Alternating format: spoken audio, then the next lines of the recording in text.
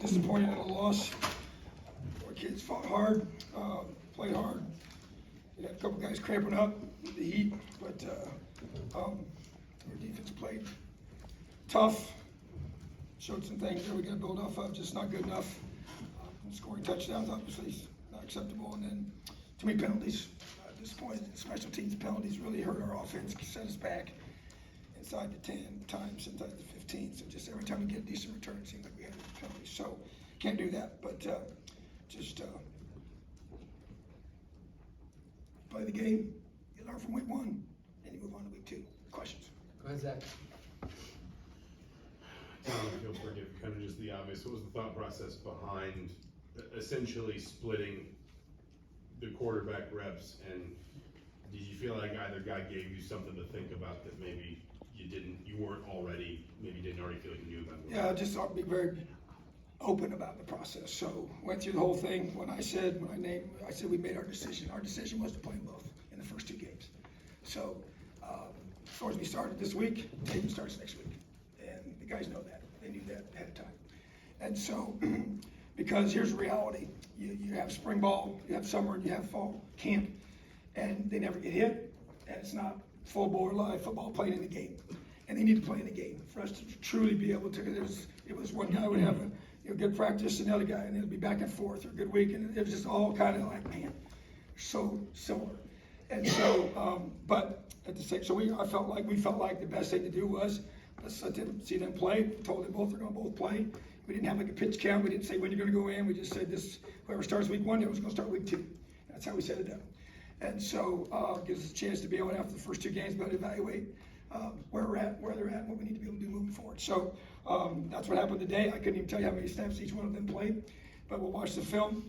And bottom line, it's about being able to move the football down the field and get us in the end zone. So weren't able to score with either one of them, and so we obviously got to get better. And so we got to do a better job executing and just continue to grow our offense. And obviously they do a lot of things that make it very difficult, and just felt like that we needed game time to evaluate, and that's where we are. So we don't have preseason games, we don't have anything against anybody else, and so we obviously had to play a Big Ten opponent week 1. That's something that was part of the deal, and so we chose to go that direction. So I thought both guys did some good things, both guys made some mistakes, so it's got to build off of it. Matt, on your left, and Mike. Hey, Coach. Obviously, opponent has something to do with this. It's really talented defense, but you guys struggled to throw the ball and really nothing downfield. Was it kind of the game plan to do that, or would you like to see more shots? Yeah, I would say it was probably a little more conservative than we even in that game would like for it to be. So but there's certain reasons for that without question. So, but yeah, we got to be able to do that, and that's going to grow for sure. And we really felt like coming in, you're going to have to take about 7 or 8 shots, and a couple of those we had, and it got pressure. And so, but at the same time, yeah, there's no question we got talented receivers on the perimeter, and got to do a better job getting those guys the football. But I think you're just going to see it continue to grow each week. There's no question about it. Both these guys can throw the football, but I just think once again, some of the field position didn't help us several times.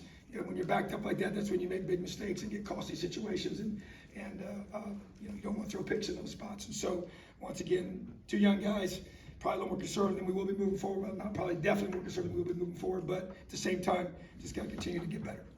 Mike, on your left, and Todd. I know you can't predict the future, but you said you want to reevaluate the quarterbacks after the 2 games. Is your hope that one separates themselves and you could just stick to one and not keep rotating? Yeah, I would like to be able to have that, yes. But I think it's really just fair to be able to have them both play. It's the same opponent. If you just play one against one team, one against another team, and it really doesn't give you a pretty clear picture at all. Because obviously they're 2 different opponents. Our first 2 opponents are very different. Todd, on your right, and Seth. Tom, were you given an explanation on the incomplete pass at the end of the first half by the officials? Explanation for the incomplete pass that was reviewed? Oh yeah, they said his arm was going forward. So I mean, obviously, I didn't think it was, but yeah, it's just a review that they go through, and it's not like I can challenge that. So once they review it, they made that decision. So, but I thought it was a hit and a fumble. So obviously we'd had the ball and saved us 3 points. Seth in front, and Jim. Tom, your defense, gave you a chance, for most of the game today. It seemed like, especially in the middle, Aaron and Jacob really kind of set the tone. How big of a catalyst is it when you get good play from your linebackers? It's huge. I was really proud of Jacob. Obviously, we've never seen Jacob play in a game, here, just on film at Stanford. And so I thought that he did a really good job. And I think think he's played the way we expect him to play. So we're excited about those two guys. They're two big physical guys that can both run and make plays. So we showed some guys some signs up front too to be able to do some things that are going to be very important moving forward. So just got to keep getting better. And I like to look in our guys' eye. I mean, there was no doubt a lot of disappointment in that locker room, but at the same time, we got to be able to look ourselves in the eye, make corrections, and get ready for a short week. Jim in front and Jack. Tom, follow up on that a little bit with the secondary of the defense. There's a lot of questions coming into this game, especially going against one of the, if not the best receiving core in the country. And it looks like they passed that test today. I believe so. And obviously, you don't know until you go do it. I was really concerned about that matchup without question. And it is, I know for a fact those receivers are special. And the one is probably the best we've ever gone against since I've been coaching my entire career. And so just to be able to do, to keep those guys in check was very critical.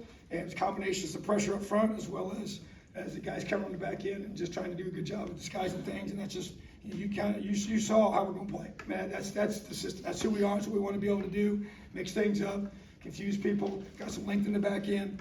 Got some playmakers. I thought we dropped 2 picks. It would have been tough catches. We dropped 2 picks that they ended up getting 6 points off of, 2 field goals that we got to make plays on. But I was very encouraged by our secondary. As you said, I mean, there's a whole bunch of new guys. And then you got Jamari Sharp, who's a redshirt freshman that didn't play much last year, and he really played a lot today. So a lot to build off of, a lot to be excited about in that area. We just got to keep battling, keep getting better. Jack on your right and then Mason. Yeah, sticking with the defense, how do you kind of evaluate what you got from a lot of those transfers up front, kind of the D-line end and bowl spots? Yeah, I would say, we got a little tired. The heat was a part of that, but obviously it's for both teams. But I thought that we did a good job of establishing the line of scrimmage defensively, made it hard on them. We gave up a couple creases there, but not very many, and we've struggled. I mean, you can go back and look at the stats if I need to help you on that, but we have not done a good job stopping the run against these guys for many years now. Even in, the year we played them close, it wasn't because we played great run defense. It ran all over us, and so we made a concerted effort. Obviously, we went out and found guys that we felt like gave us some size and length and ability to help us do a better job physically, but also just made sure we just worked so hard on our run fits all fall camp, all spring long. So I think there's a lot to build off there on that without question. You got to stop the run, and we got some talented DBs to help us when you do have to throw in some guys that can pressure them. So there's no question. They had new quarterbacks too, so having new quarterbacks creates difficulty for an offense without question. But at the same time, they've been a machine on offense for a long, long time, and got some really, really talented football players in the backfield up front and on the perimeter. So I thought our guys did a lot of good things defensively. I was more encouraged by the bows up in the red zone. That's when you got a long drive, you're tired, you're fatigued.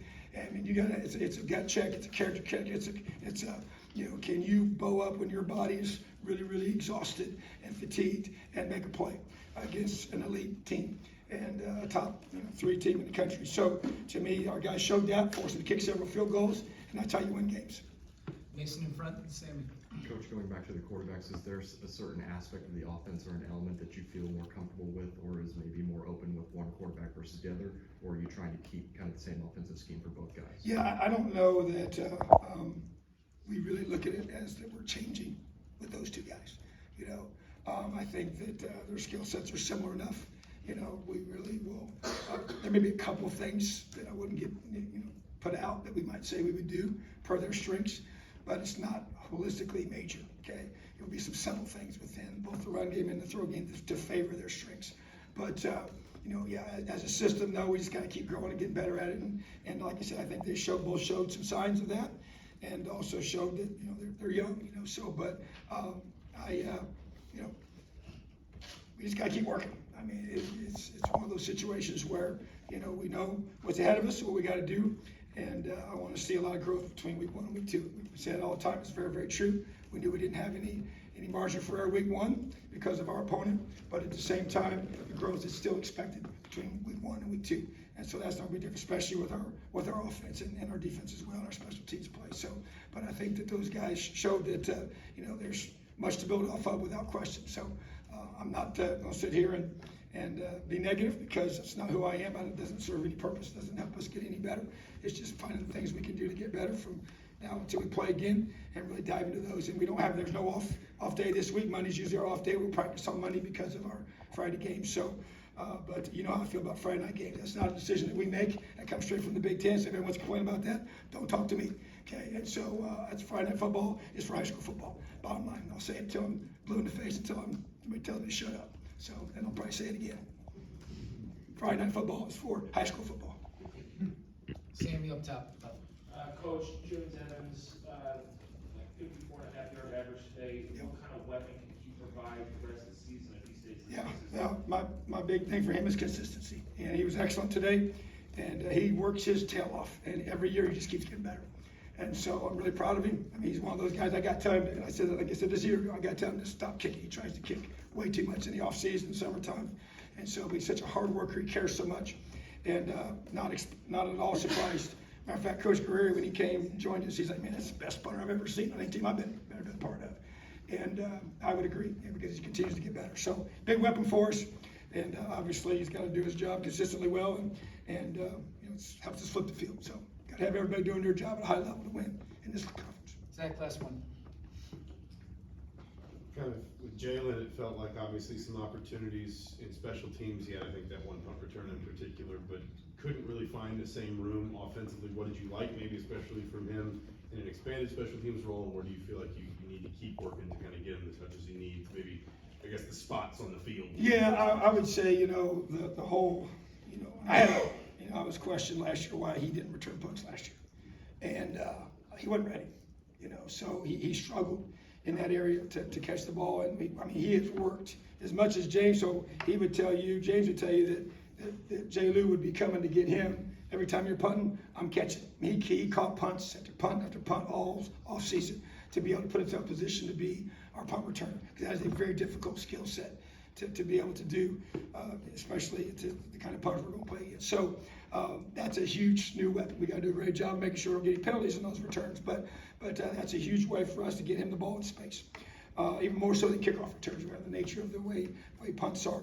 And then offensively, you know, we just got to continue to find ways to get him the ball in space. And that to me is going to be, you know, we have a pitch count for him to make sure he gets so many touches. Obviously, he went out a couple of different times with some cramping, which he's got such, you know, a lean body type and, you know, such a small percent of body fat, and he's all muscled up. So that's a concern. We obviously work through that as we go each week, and we'll have a night game on this weekend, which may help. And so, but at the same time, want to see him get the ball in space. That's where he's the most dangerous. So I think that will continue to be a chance to get him the ball, and I think our offense, there's no question we understand how valuable he is. So he's a great little player. We just got to keep working to find and get him the ball. All right, thanks, Tom. Appreciate you guys. Have a great day.